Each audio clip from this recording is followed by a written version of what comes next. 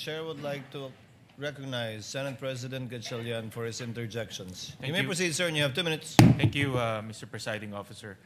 Attorney Lotok, napakinggan ko kanina yung isang sagot ninyo at sinabi niyo dito, just this afternoon, yes, we do believe that the Vice President had contracted. Naputo lang siya, but obviously contracted someone to commit a crime or to kill the President and the others. Kahapon, narinig ko na ipinapasa nyo sa investigative division ng inyong intelligence service ng inyong ahensya itong tanong na ito. So, ano ba? Meron bang nakontratang papatay o walang nakontratang papatay? Yes, Your Dahil Honor. this morning lang sinabi nyo, you believe na merong nakontrata. Yes, Your Honor. Base ho doon sa utterances, we believe the Vice President na hindi ho siya nagbibiro nung sinabi niya yon.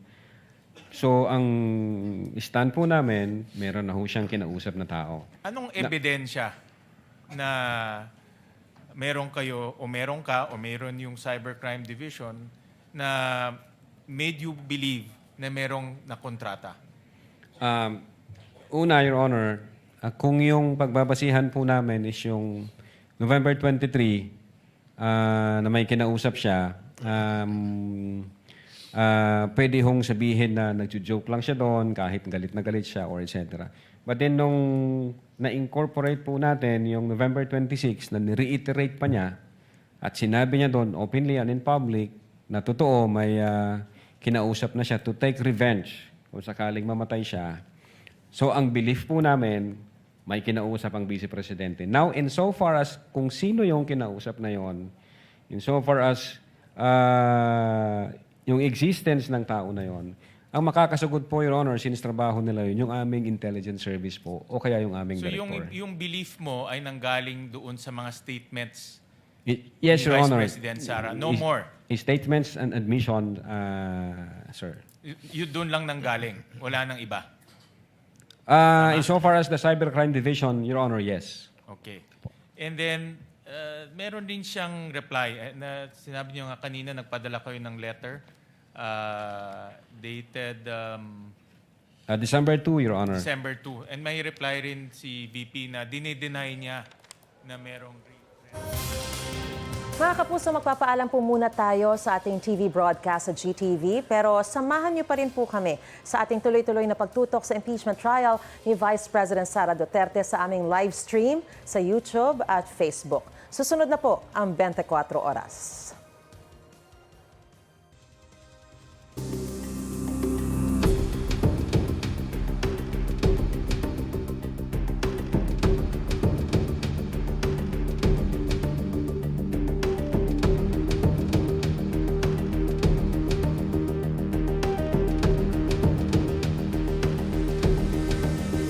But what made you not...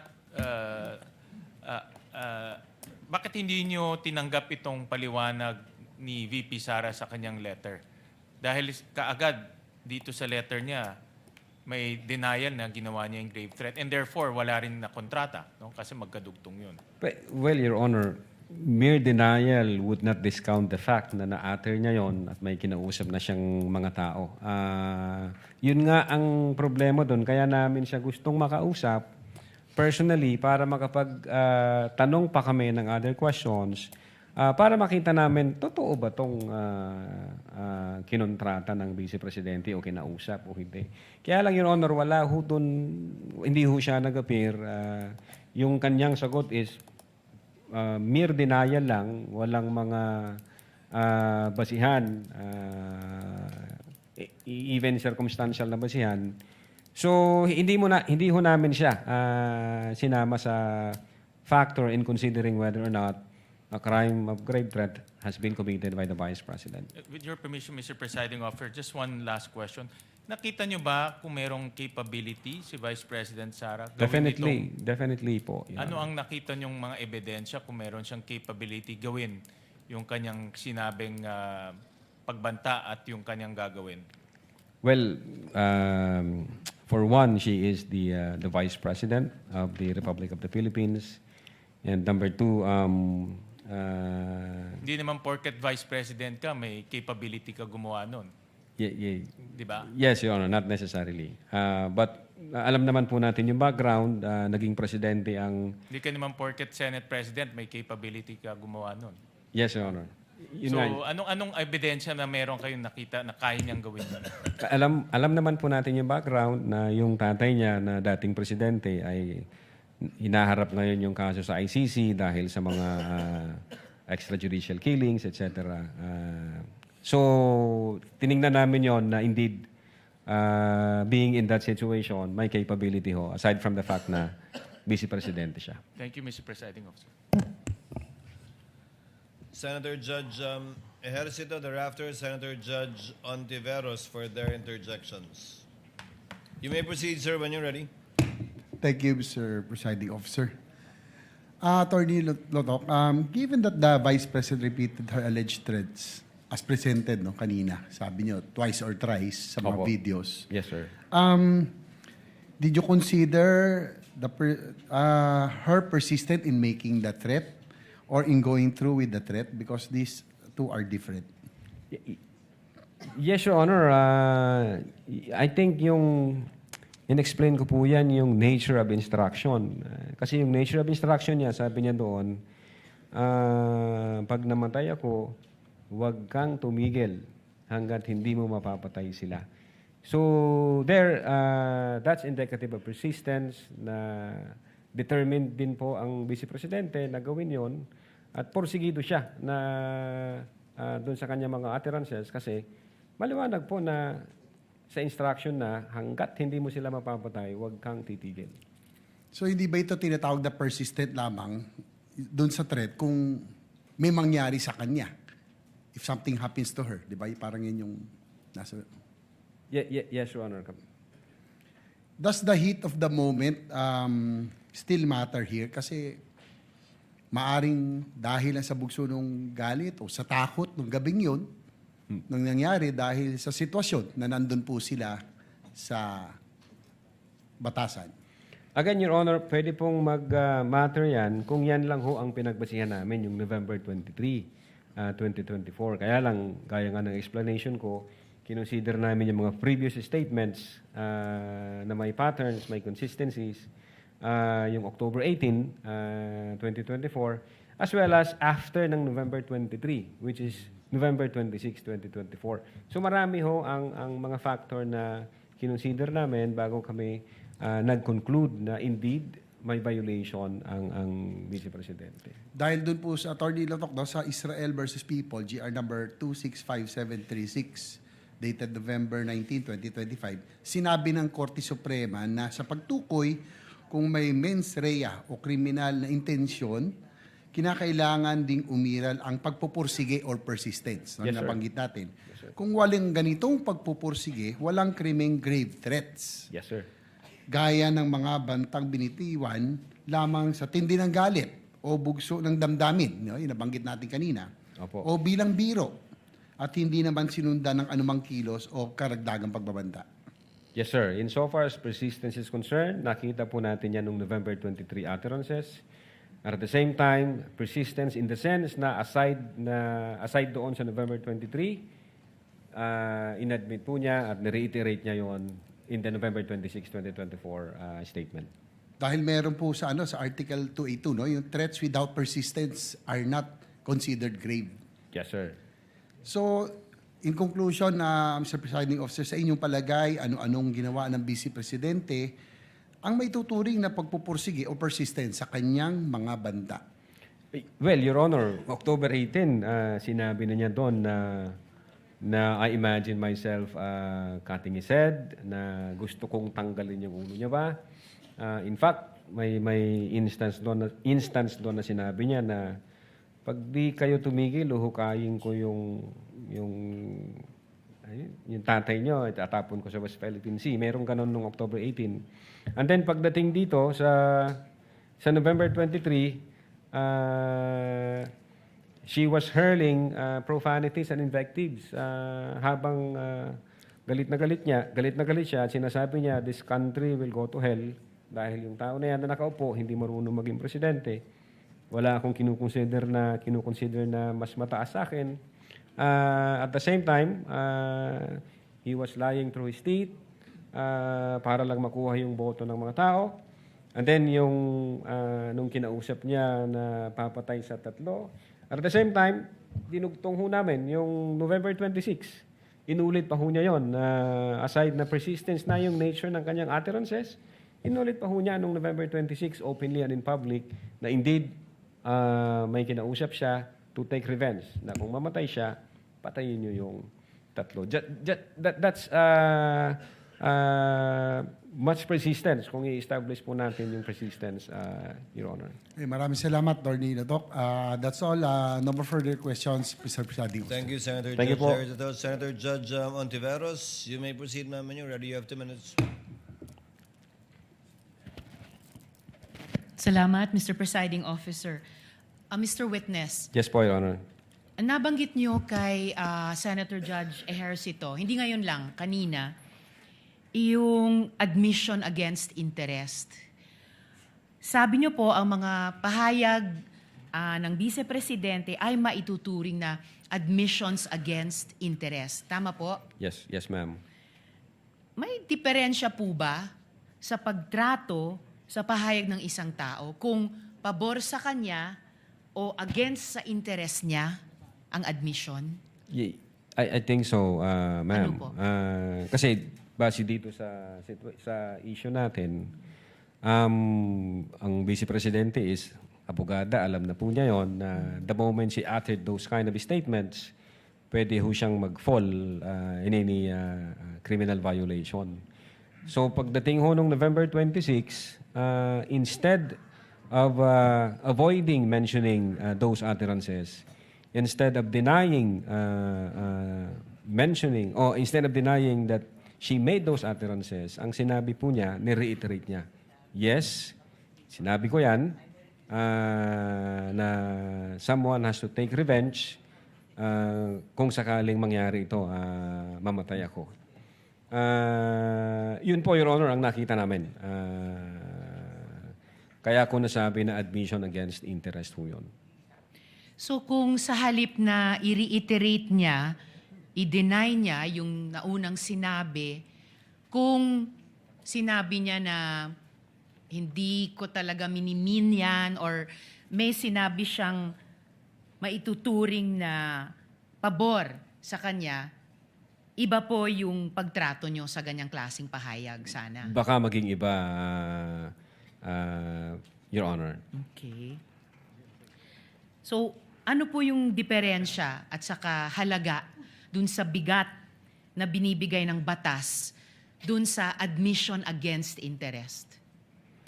Well, pinapakita ho rito in the natural order of things, hindi ho i-admit ng isang tao yung isang bagay na ikakasira niya o na ikakaharap niya sa isang paglilitis, something like that. Kapag ho inadmit ng isang tao yung isang bagay na ikakasira niya, maliwanag na ginawa niya yon, sinabi niya yon, at determinado siya sa mga pangyayaring yon o porsigido siya sa mga pangyayaring yon. So, masasabi po bang mabigat o napakabigat ang diferensya, ang halaga na ibinibigay sa isang o sa ilalim ng batas ang isang admission against interest? Yes, Your Honor. Opo. Okay. Panghuli na lang po, Mr. Witness. Bakit nga po pinaparusahan ng batas ang grave threats kahit pa hindi natuloy sa physical act? Well, Your Honor, for purposes of peace and order among the populace, pag hindi ho in-address yung speeches o yung utterances na magka-qualify as grave threat, magkakagulo ho yung mga tao. Pwede na lang ho sabihin kahit na sino na papatayin kita pag ito nangyari, gagawin ko to sa iyo pag ito nangyari. So I think the wisdom of the law is to avoid the disorder, the anarchy, and the chaos that it would create, Your Honor. So yung sinasabi niyong wisdom of the law ay hindi lamang sitahin o parusahan yung isang bagay na tumuloy sa physical act, kundi mag-serve ng deterrent para gawin Yeah, ba yun yes, Your Honor. ng taong iyon or ng ibang tao, Yes, Your yung Honor. grave threats? Pwede po yun, Your Honor, to serve as a deterrence, Your Honor. So may preventive na value din nakikita kayo Yes po, Your Honor. bukod sa curative. Opo, Your Honor. Alright. Salamat po, Mr. Witness. Salamat po, Presiding Officer. Thank you, Senator Judge Ontiveros. Senator Judge Rafi Tulfo, thereafter Senator Judge Alan Cayetano before the recross of counsel for respondent, if any. Senator Judge Tulfo, you may proceed and you have 2 minutes. Thank you, Mr. Presiding Officer. Mr. Witness, aware ba kayo at one point in time, I just don't remember what date was it, na pinulled out yung certain numbers of security personnel ni BP Sara? Yes, Your Honor, based on the news, may nakita po kami noon. When was that? When did it happen? 2024 yata, yung 75 PNP personnel Correct. from BPSPG, sir. Was that before the utterance of BP Sara in sa press con or after? Before, sir. Before. I think that's before, sir. So would it be possible na because of that, nakapag-isip siya na meron threat against her life? Because yung security niya being pulled out and walang binigay na reason kung bakit. Kaya maaaring iniisip niya na, well, medyo sabi nga sakali na praning. At, Very much possible, sir. Po, yun po. but hindi niyo ba inimbestigahan bakit na pinull out yung security details niya? May nakita ho kami, sir, doon sa November 26 na video, kung nalimutan ko lang yung timestamp niya, may sinasabi siyang issue sa security niya, doon nga sa BPSPG, parang from military attached unit, ginawang under na ng Presidential Security Command. I'm not familiar with that. So, doon ho yung... Okay. Sino pong nag-cause ng pull out? Sino pong nag-utos? Saan galing yung utos? Hindi ko ho siya masyado. Pero I think part ng reorganization, Your Honor, ng PSG, if I'm not mistaken. Part ng reorganization. So, ilan po yung na-pull out? 75. Na Hindi ko PNP po alam personnel. kung yan yun. Ang sinasabi ko po, Your Honor, yung dating BPSPG is under ng attached unit ng Armed Forces of the Philippines, kung di ako nagkakamali. And then, inilagay na siya sa ilalim ng Presidential Security Command. Yun po yung sinabi ng Vice Presidente during November 26 na security threat dahil dun sa event na yun. Yun po yung tiningnan din namin yan. Pati nga yung 75 personnel. Kaya lang, again, hindi po siya sufficient na mag-establish ng apparent violation of any criminal offense. Kasi nga, para siyang normal na function ng agencies and departments. Yeah, Mr. Witness, yun sa akin na kasi yung pag-pull out ba ng security, was it sudden? Did it, I mean, ano yung naging dahilan? At kanino galing yung order para i-pull out yung ilang numbers of security details niya, particularly PNP, and then sabi nyo nga, yung sa PSG, nabawasan din ba? Base sa inyong investigasyon, bakit nga po nangyari yon? Yung sa Anong nag-trigger noon? Opo, yung sa 75, ang naalala ko po sa news, parang inilipat ho sila, Your Honor, sa Manila kasi mayroong issue ng kailangan nilang i-augment dahil may peace and order issue sa Manila. So yun ang nakita kong na nasa news na ginawa ng PNP o reason ng PNP bakit mayroong ganong pull-out. Then nung nakita ko namin, ilan na lang yung natira sa Vice Presidente. Nung chinek ko namin yung news, yung per record ng COA, if I'm not mistaken, meron pa siyang 335 na security personnel. So marami pang naiwan.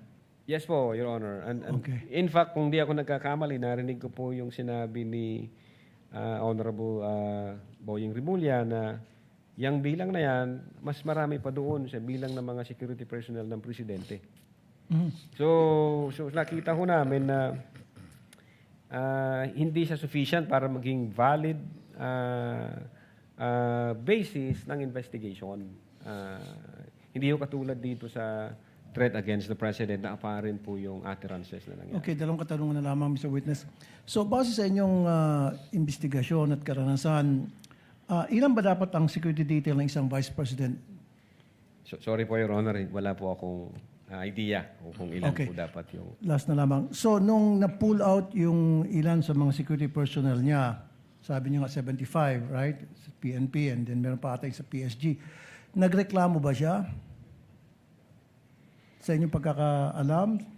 Doon sa November 26, Your Honor, I think ang isa sa issue niya na may threat sa security is yung paglipat ng BBSPG from attached unit ng AFP na maging under siya ng Presidential Security Command. Yun po yung narinig namin. Pero yun dito sa 75 personnel, insofar as I'm concerned, wala akong nakita sa reports, sa news, sa social media na nagreklamo siya na nawala yung 75. Pero baka maliho ako, baka mayroon akong hindi nakita. Pero insofar as I'm concerned, wala akong nakita sa news na nagreklamo siya dun sa 75 transfer ng PNP personnel from BPSPG dinala dun sa Manila, Your Honor. At hindi na siya nag-request ng augmentation o dagdag dun sa mga nawala na security detail? Mukhang hindi na po, Your Honor. Wala ko kaming nalaman kung may ni-request ba siyang dagdag. So is it possible na dahil doon sa pag-pull out ng security details, nasabi ko na kanina, tanong ko na again one more time, na yun probably ang tinitingnan na reasons ng mga sumusuporta sa kanya, siya or anybody sa circle niya na eto na siguro yon. Tama po kayo, Your Honor. Thank you. Senator Judge Alan Cayetano, you have 2 minutes, sir.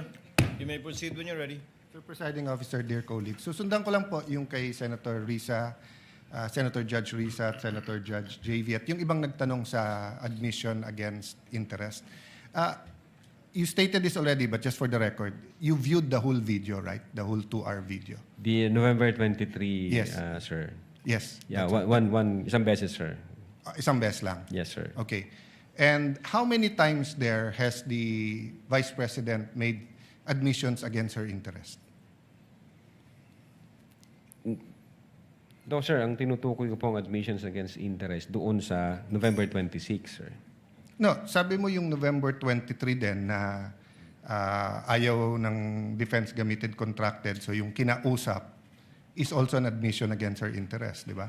Di, sir, ang sinasabi ko pong admissions against interest, yung November 26 video po, sir. Na sinasabi niyang totoo yon at hindi niya Yes, sinasabi. sir. Okay. Opo. So, doon sa November 23, may nakita ka doon na admissions against interest? Insofar as I'm concerned, na nireiterate niya. Hindi, not reiterate.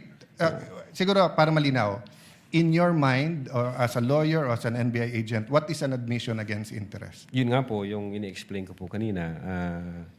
Ito po yung isang bagay na ginawa ng isang tao na... Hindi ginawa, sinabi. Sinabi Kasi ng, it's admission eh. Apo, sinabi ng isang tao na ikakasira niya, but then instead of denying na sinabi niya yon, inadmit pa niya ito, ni-reiterate Okay, niya. very clear yon. And you and Agent John Mark Kalilong said that the basis of the investigation was the November 23 video, the basis sa inyong affidavit of investigation sa nag-file ng kaso is certain portions of the November 23 video. As well as So, the November, as well as the As well October as 18, other sir. evidence. Okay. Apo. Sa November 23, ilan ang admission niya against interest?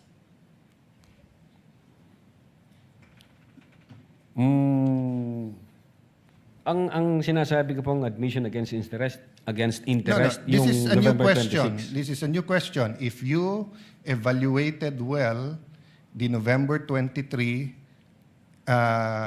video, is there any circumstance in that video that you believe that the Vice President made admissions against her interest? Plain ho yung utterance niya doon, Your Honor. Yung nakita lang ho namin, yung utterances niya, insofar as I'm concerned, yung admission against interest nangyari nung November 26. Mr. Witness, sagutin niyo na lang ako. Lahat ng admissions are utterances. Yes, sir. Okay? Admissions is verbal. 'Di ba? Hindi ito yung parang admission sa court. Pwede mo i-admit yung documentary evidence, pwede yung object evidence, pwede yung statements. When we talk about admissions against interest, especially in context of what we're talking about, may statement na laban sa interest niya. Yes, sir. So tinatanong ko dun sa buong video, meron ka bang nakita? Wala. Yes or no lang yun, meron or wala. O meron at wala, hindi yes or no. Kayo nag-evaluate nun eh. Meron o wala? Admissions against her interest. Yes, sir. The fact na in-utter niya yun. O which one nga? So meron ilan at ano yun? A little leeway, Mr. Presiding Officer, kasi hindi natukoy masyado yung tanong. Senator Judge Alan may proceed. Yeah. So which statement that? That one you're mentioning now. So yung sagot mo, meron. Ang understanding ko, sir, nung sinabi ko yan, I'm referring to the November 26, 2024. Mr. Witness, paulit-ulit tayo. Yes, sir. Burahin mo na yung pinag-uusapan natin you're referring to. I'm asking you a direct question. Yes, Sa sir. November 23, meron o wala bang statements na you will consider in your professional as a lawyer and as an NBI agent in charge of investigating this? Meron ba siyang admissions against interest? Ang tinutukoy ko lang po again, Your Honor, yung 26. No, I don't care. Wala po yung 23. I'm sorry. I don't care, Mr. Presiding Officer, kung anong tinutukoy mo. I'm asking you a direct question. November 23, video. Meron o wala siyang admissions against her interest doon? Attorney Lotok, yes, no, I do not know, I do not remember. We're referring to November 23, not 26. Yeah, I do not know, sir. Ang Oh, you do not know. nire-refer ko na... Yeah, don't tell me na. So you do not know. Okay. When she said, kung papatayin ako, may kausap na ako, patayin niyo yung tatlo. Is that an admission against interest? Yes or no? Based on that utterance, sir, yes, I think so. Yes. O kakasabi mo lang kanina, I don't know. Ngayon, yes. O ano pa? Ano pa sa video na yon na admission against interest? Meron o wala? Or I don't know? Yung utterances na yun, sir, Sir, bukod nga doon. to me, sir, yung utterances na yun, that's admission against Sir, interest. klaro na yon. Tinanong ka na ng presiding officer, sagot mo, I don't know. Tinanong kita ng diretso na sa video, biglang you know, biglang sasabihin mo na yun utterance na yon. So ang tanong ko na ngayon, bukod doon, aside from that, Sir, ulitin ko po yung sagot ko. no, you don't need to answer. Yung sinabi ko po na no, I'm admission asking against you, interest. aside from the utterance, the statement, na kung papatayin nila ako, patayin sila, is there any other utterance during in that video that you would consider admission against In so far interest? as I remember, wala na po yun. Wala na, okay. When the Vice President said, yung pinamigay sa DepEd, isn't that an admission against her interest kung may pinamigay? Siya po yung namigay, sir? O, ikaw ang nanood ng video, ikaw nag-evaluate. Ako pa magsasabi sa iyo kung ano laman ng video. Akala ko ba, tinignan nyo ng mabuti yung video. Bakit hindi mo alam yung laman ng video? Yung DSW, ano yun? Sir, pwede ko pong tingnan yung sinasabi No, niyo. no. So you do not know what the alaman ng video? Again, tiningnan ko po ang video one time and ang nag-review po ng video yung agent on case. Yes, but you're the agent in charge and you're the one who filed the affidavit. Okay, Yes, sir. next question. Nung sinabing mag-people power, tapos ang sinabi niya, hindi yun yung solusyon. O kung nag-people power, sino magiging presidente? Kung nag-people power at mawawala ang Pangulong Marcos, sino magiging presidente? Siya, sir. Opo. Oh, so hindi ba admission against her interest din? Siguro sa interest niya, maging presidente. Pero ang sinabi niya, what? I think so, sir. Okay. So I mentioned 3. So my next question. When you have an admission against interest, do you take the whole admission or you can cut it up into parts? Again, Your Honor, yung If my admission against interest is 1 sentence or 1 paragraph or 3 sentences, can you take 1 sentence and say yun lang yung admission and the 2 other sentences are not? Can you divide I it think up? it should be the whole, sir. The whole sentence. So the whole sentence niya, nung sinabi niyang kung papatayin ako, is pinagbibintangan niya yung tatlo na papatayin siya. So if you say it's an admission against interest and you believe it, you also have to believe na papatayin siya nung tatlo.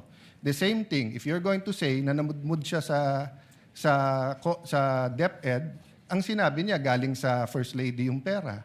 So you're also going to have to believe that. So if you're going to believe her na yung ibang sinabi is seditious, ngayon sinabi nga niya hindi solusyon ng people power. So as the evaluator, bakit hindi consistent yung evaluation niyo nung video? No, I think yung insofar as people power is concerned, I think sinabi niya yata na, yes ma'am, natutuwa ako dun sa ginagawa niyo. Hindi. Your Honor. Pwede ko pong ulitin. Your Honor. Let the record speak for itself. It's on Yes, Your page 26. Same paragraph nung sinabi niyang papatayin, no? But having said that, last question, no? Bakit sa cybercrime ni-refer? Ba't hindi sa anti-terrorism or sinabi mo meron intel group? Bakit sa cybercrime? Your Honor, my cyber aspect po kasi yung violation. Okay. What are the aspects of the alleged threat? One is the cybercrime grave threat. The other one is a possible assassination threat, right? No, Your Honor.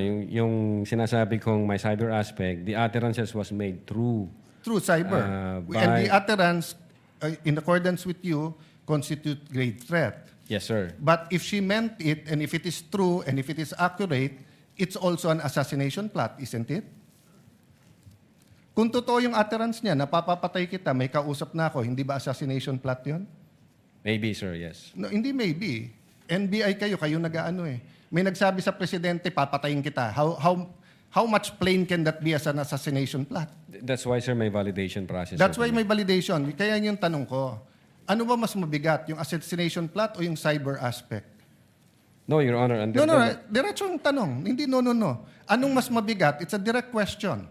If you were NBI director now or whatever, you were PNP chief, dalawang iniimbestigahan mo, yung cyber aspect na pwedeng cyber libel, pwedeng grave threat, at yung assassination plot, ano mas mabigat sa dalawa? Ano yung prioritize mo? Your Honor, yung cyber aspect, based on the law, mag-a-add siya ng 1 degree higher doon sa... So, magdidebate tayo kung anong higher, papabayaan mong mapatay ang presidente. Kindly wind up, Senator Yes, Judge I'm Allen. winding up. The point I want to make, Mr. President, is whether I was the PSC, the Executive Secretary, NBI, or an ordinary citizen, my first concern is wag mapatay ang presidente. Yes, sir. But instead of the NBI director taking it upon himself, giving it to the anti-terrorist or to the intelligence, sa cybercrime binigay. Your Honor, again, uulitin ko, yung utterances was made through information and So, communication technology. Kaya may I hope if jurisdiction any on one of my cybercrime colleagues here division. become president, magbago yung attitude ng NBI. Mas importante pala cyber kaso sa buhay ng presidente. Not necessarily, Thank you, Your Mr. Honor. President. Noted. Counsel for respondent is recognized for his recross, if any. Just a few points, Your Honor. You may proceed, sir, when you're ready. So during your testimony, you mentioned that an unsigned document is a mere scrap of paper. Yes, Your Honor. But you also said on redirect that the lack of signature is a typographical error. No, yung typographical error based sa tanong sa akin kanina ng abogado, yung misspelling, yung mali yung docket number, kung mali man yun, yun, Your Honor. Okay. Now, you mentioned on redirect also about the November 26, 2024 press con, correct? Yes, Your Honor. Yes, sir. So after that press con, did you interview VP Sara? No, sir. And despite not having interviewed her, you made findings on her mental state. No findings ng mental state, sir? What do you mean by that? My question is, despite not having the chance to interview VP Sara, nevertheless, you included in your investigation or findings about her mental state. Based on the series of events, Your Honor, as I have said, state of mind can be shown through the overt acts, Your Honor. Okay. So you were also asked about persistence correct? Yes, sir. All right. Now, the subject video was on November 23, 2024, correct? Yes, sir. But to demonstrate persistence, you referred to a press con on October 18, 2024. No, sir. To demonstrate persistence, yung nature ng utterances niya, ulitin ko, sir, in-explain ko muna, the nature of the instruction was persistent because of the fact na ang sabi niya, huwag kang tumigil hanggat hindi mo sila mapapatay. And then, na-reiterate niya to noong November 26. Now, as to consistency, patterns, at persistence, pagdating sa galit niya sa presidente, yung October 18, may kinalaman kasi ang unang sinabi niya doon, walang kinukonsider akong number 1, hanggang number 2 lang yung Pilipinas na to. Then, pangalawa, I imagine myself cutting his head. Then, kinumpara namin siya noong November 23. Already satisfied with the answer. Consistent po yung... What was that, Council for Respondent? We are already satisfied. No need to I think elaborate. already answered, yes. Thank All right. Last two questions. So you said that the February 14, 2025 DOJ certification found your findings or your investigation or the case that you filed sufficient. Based on the certification, the DOJ stated that you have complied all the elements of the crime charged, sir. All right.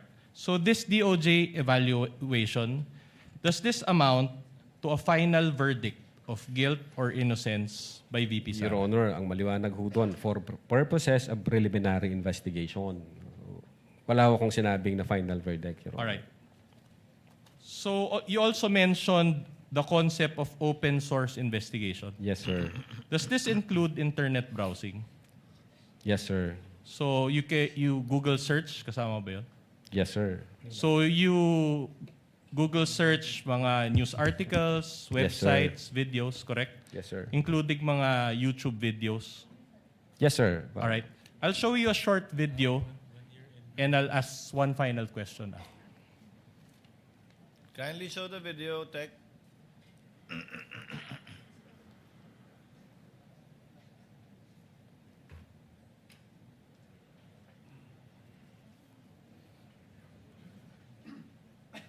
Worry ko lang is yung mga anak ko dahil hindi talaga yan sila sanay na wala ako. Nasanay kasi sila, lumaki kasi sila na katabi ko yan sila sa tulog. Yan yung worry ko, yung aking mga anak. Dahil nawalan sila ng nanay. Yan yung hindi ko kasi magawa remotely, yung pagiging nanay. Pero yung trabaho dito at trabaho dyan sa Pilipinas, kung saan man ako, ay magawa ko siya remotely. So in the course of your open source investigation, did you encounter this video? Hindi ko po na-encounter yan, sir. Nothing further, Your Honors. Before we let go of the witness, the presiding officer just has a few points. Number one, to clarify, Attorney Lotok, Yes sa po, Your Honor. pagtatanong po ni Senate President Wen Gatchalian kanina, sabi niyo po, maliban sa mga salitang binanggit o sinambit ng ikalawang Pangulo na may nakausap na siya na gagawa ng kanyang kautosang patayin, di umano, ang tatlong opisyal ng bansa, wala po kayong hawak na ibang ebidensyang may kinausap na nga siya. Insofar as the Cybercrime Division is concerned, sir, opo. Pangalawa po, sabi niyo po, sa ilang katanungan pinukul sa inyo, na hindi nyo alam kung totoo o hindi ang ilang mga sinabi ng ikalawang Pangulo. Sa video na napanood po ninyo ng isang beses, yung mahigit 2 oras, sa kabuuan po, totoo po yun. Ang kaya nyo lang pong sabihin na sinabi niya yon, pero kung totoo man yun o hindi, wala po kayo sa lugar sabihin na totoo nga ba lahat ng mga sinabi niya. Well, una, since Vice Presidente siya at base doon sa circumstansya na galit siya at nagbabato siya ng mga pagmumura, we believe na totoo yung mga sinasabi niya, Your Honor. And as an advisement perhaps to the senator judges and the public as well, an admission against interest, as mentioned in the rules, is nothing really special. An admission against interest under the rules is simply an exception to the hearsay rule. where a person who is about to die or is unavailable to testify, his statements against his or her interest may be admitted, testified to by another person. Not the weight we seem to be giving admission against interest na parang umami na dahil labag sa interest niya yun. The rules are specific and the purpose also is specific. It is an exception to the hearsay rule. If there are no other points or questions to be raised by any of the senator judges, Attorney talagang photo finish. Senator Judge Padilla is recognized for his intervention. Pwede po bang magtanong You have 2 ulit? minutes, sir. Yes, of course, sir. Apo. Kanina po nabanggit kanina ng isang senador na meron pong 2 kaso sa panahon ni Pangulong Rodrigo Roa Duterte na inimbestigahan niyo po, isang 150 million, tsaka ano po yung isa? Ang naalala ko, Your Honor, yung kay Mas yata, yung sa... Hindi ho ako may hawak noon, Your Honor, hindi ho ang Cybercrime Division. I think ibang unit ang nanghuli, although ang Cybercrime Division yata yung nag-file. Pero hindi ho ako may hawak. Hindi po panahon niyo. Pero ano po nangyari doon? Na-dismiss po ba yun? Ang alam ko na-dismiss yata, sir. Nagsagawa din po ba sila ng masusing investigasyon? Hindi ko po masasagot, hindi ho ako nag-imbestiga, Your Honor. Wala po kayong nabalitaan kung gumawa din sila ng masusing investigasyon? Again, Your Honor, kung ibang unit ho ang nagsagawa noon, wala po akong personal knowledge. Opo, opo. Kasi po doon malinaw na mayroong involved na pera. Kasi alam niyo, matagal din po ako nakulong. 3 taon din po ako sa kulungan. Marami po ako nakasama dyan na mga hired killers. Katunayan, pati po hindi hired killers, nakasama ko din po dyan. Sila Tihangki. Katunayan, excuse po sa aking seatmate. Madami po talaga. Pag usapin po kasi ng pera, talagang may threat.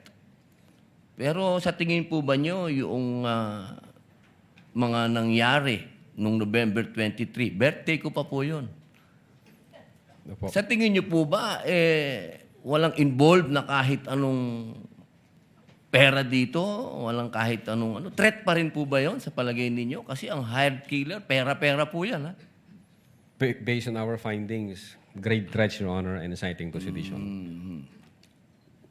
Meron po ba, inciting, okay. Maganda pong pag-usapan yan. Doon po ba, pagkatapos po ba nung November 23 na mga sinabi ng ating Vice Presidente, meron po bang ginawa ang ating mga taong bayan para maging inciting for sedition? Nagbunga po ba ito? Your Honor, ulitin ko po yung sagot ko. In the case of People versus Nabong, hindi ho necessary... Pakisagot na lang po kung yes or no, kung meron po bang naganap na pagkilos ang mga tao. Insofar as yung Seditious Act, wala kaming nakita, sir. Wala po, opo. Meron pa pong isang tanong. Doon po ba sa mga naganap na maraming protesta, merong Trillion March, merong kung ano-anong march, nakita niyo po ba doon ang Vice Presidente? Yes or no lang po? Saan pong protesta, Your Sa Honor? lahat po ng protesta na ganap, Dilawan, Pinklawan, Duterte, ano man po. But wala akong personal knowledge, sir. Yes or no lang po, nakita niyo po ba doon? Si Vice Presidente, nagsalita po ba siya? Nagbigay po ba siya ng panahon dyan sa mga yan? Insofar as I'm concerned, wala akong nakita, sir. Wala pong nakita. Okay lang po, maraming salamat po. Thank you, Senator Judge Padilla. Attorney Lutok, you are excused, and the court thanks you for your time and cooperation with this impeachment court.